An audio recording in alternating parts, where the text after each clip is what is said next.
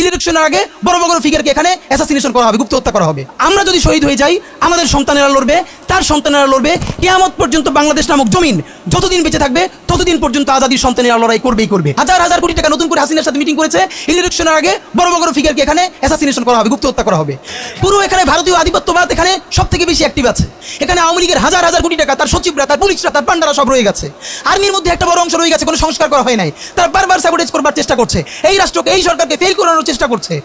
তো আপনি মুক্তিযুদ্ধের পরে যে ৩-৪ বছর এইরকম রাজধানী হয়েছে, সেটাকে যদি অটকুন দিতে পারেন যে নতুন রাষ্ট্র গঠনের আগে এই ঝামেলাটা হয়, তাহলে এই যে নতুন বাংলাদেশের স্বপ্নের মধ্যে এইগুলোকে আপনি বড় করে মপ করে ফ্রেমিং করেন। আপনি এই জবান যে আপনার না, এই জবান যে দিল্লির জবান, ভারতীয় আধিপত্যবাদের জবান, সেইটা বুঝতে আমাদের পিএইচডি করা লাগে না। সুতরাং জুলাই সনদের সাথে নির্বাচনের ক্ষেত্রে শুধু আমাদের 2 মিনিট কথা। নির্বাচন হতে হবে। আমি একটু ভদ্রতার সাথে এবং শ্রদ্ধার সাথে বিনয় আমি জানাচ্ছি যে ভাইরা যেটা বলেছেন সকল দল মিলে আগামী 20 বছর নির্বাচন না হোক, না, এটা আমরা চাই না। আমরা নির্বাচন চাই। মানুষ গত 16 বছরে ভোট দিতে পারে নাই। মানুষ আনন্দ নিয়া শীতের সকালে বাচ্চা কাচ্চাকে কুয়াশার মধ্যে লাইন দিয়ে দাঁড়াই থাকবে, ভোট দিবে। আমরা সেই বাংলাদেশ দেখতে চাই। আমরা নির্বাচন চাই, নির্বাচন হতেই হবে। এই নির্বাচনকে বানচাল করবার জন্য দিল্লি থেকে শুরু করে আওয়ামী লীগ হাজার হাজার কোটি টাকা নতুন করে এখানে বিনিয়োগ করছে। নির্বাচন লাগবে। তবে আমাদের প্রশ্ন হলো, সেই নির্বাচনের ম্যান্ডেট হবে কি? এখানেই আমাদের কথা। কোনো ধরনের আপোষ ছাড়াই নতুন নির্বাচন হইতে হবে জুলাই সনদের ভিত্তিতে। এইটাই আমাদের কথা। জুলাই সনদের ভিত্তিতে নির্বাচন হতে হবে এবং জুলাই সনদের বৈধতা নির্বাচনের আগেই দিয়ে সেইটার ভিত্তিতে নতুন নির্বাচন হবে, যেই নির্বাচনের ম্যান্ডেট থাকবে নতুন সংসদে নতুন বাংলাদেশের জন্য আমাদের রাজনৈতিক দলগুলো মিলে নতুন সংসদের নতুন সংবিধান উপহার দিবে। যেই সংবিধান 72-এর বাকশালী সংবিধান, ফ্যাসিবাদী সংবিধান, যেই সংবিধানের কোনো ম্যান্ডেট ছিল না বাংলাদেশ রাষ্ট্রের সংবিধান করবার, কারণ তারা পাকিস্তান রাষ্ট্রের মধ্যে শপথ নিয়ে পাকিস্তান রাষ্ট্রের জন্য সংবিধান প্রণয়নের কথা বলেছিলেন, কিন্তু বাংলাদেশ রাষ্ট্রের কোনো ম্যান্ডেট তাদের কাছে ছিল না।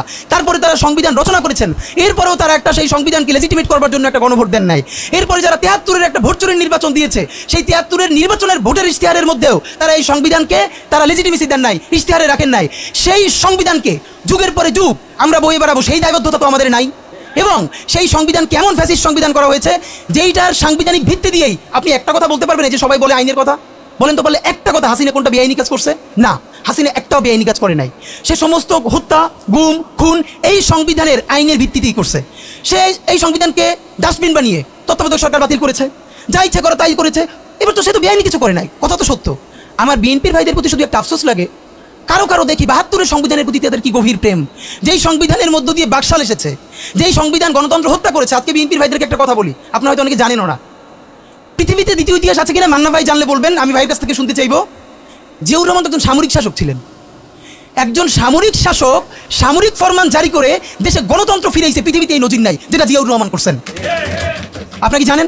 এই যে জিয়াউর রহমান গণতন্ত্র ফিরাইলেন, যার মাধ্যমে আওয়ামী লীগ রাজনীতি করার সুযোগ পাইল বাকশালের পর, সেটা কিসের মধ্য দিয়ে? তখন তো সংসদ নাই, সংবিধান তো সংশোধনও করা যাইতেছিল না।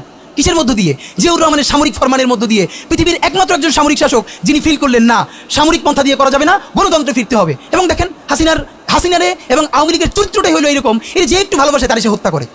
শহীদ প্রেসিডেন্ট জিয়াউর রহমান শেখ হাসিনাকে দেশে আসার অনুমতি দিয়েছিলেন, সুযোগ দিয়েছিলেন এবং বলছে থাক সবাই রাজনীতি করুক। আসার 1 মাসের মধ্যে জিয়াউর রহমান শহীদ হয়ে গেছে, 13 দিনের মধ্যে। এবার দেখেন এই যে আমরা এখন যারা সবাই করতেছি, সুতরাং এটা একটা বিষ। এই বিষের সাথে আমরা কীভাবে লড়াই করবো? জাতীয় ঐক্যমত্য তৈরি করতে হবে। সুতরাং পলিটিক্যাল পার্টি এবং সবার প্রতি একটা কথা, প্লিজ আপনারা বিএনপিকে শতভাগ কর্নার করে দিন না। বিএনপি এই আধিপত্যবাদ বিরোধী লড়াইয়ের জন্য আমাদের একটা বড় শক্তি। এই শক্তিকে এত বেশি কর্নার করা যাবে না যাতে তারা গিয়ে আওয়ামী লীগের হাত ধরে ফেলে। তারা যদি আওয়ামী লীগের হাত ধরে ফেলে তাহলে লড়াইটা তো আমাদের জন্য আরো কঠিন হয়ে যাবে। বরং বিএনপির প্রতি আমাদের চ্যালেঞ্জ হলো, যেই বিএনপি বাকশালী সংবিধানের প্রতি প্রেম দেখাবে, তার শহীদ জিয়ার ছবিটা সামনে এনে বলতে হবে যে এই বাকশালী সংবিধান তো জিয়াউর রহমানই ছুঁড়ে মারছিল। বেগম জিয়া বলেছেন এই সংবিধানকে ছুঁড়ে ফেলা হবে। এখন বেগম জিয়ার চেয়েও নতুন বিএনপি আসছে, বেশি প্রেমের বিএনপি। যেই শহীদ প্রেসিডেন্ট জিয়াউর রহমান ইসলামোফোবিক জায়গা থেকে বাংলাদেশের মুসলমান, বাঙালি মুসলমান সব আইডিয়াকে ধারণ করে বাংলাদেশের জাতীয়তাবাদ তৈরি করলেন। এখন একটা নতুন বিএনপি গজাচ্ছে, কেউ চেষ্টা করতেছে পুরো বিএনপিটাকে একটা ইসলামোফোবিক বিএনপি করা। এ কি ভাই? ইসলামোফোবিক বিএনপি সে কোথায় যাবে? সে কি দিল্লি যেতে চায়? আমরা আমাদের প্রথম চ্যালেঞ্জ হলো স্বাধীনতা সার্বভৌমত্ব রক্ষার স্বার্থে এই বিএনপিকে শহীদ জিয়ার কাছেই রাখতে হবে।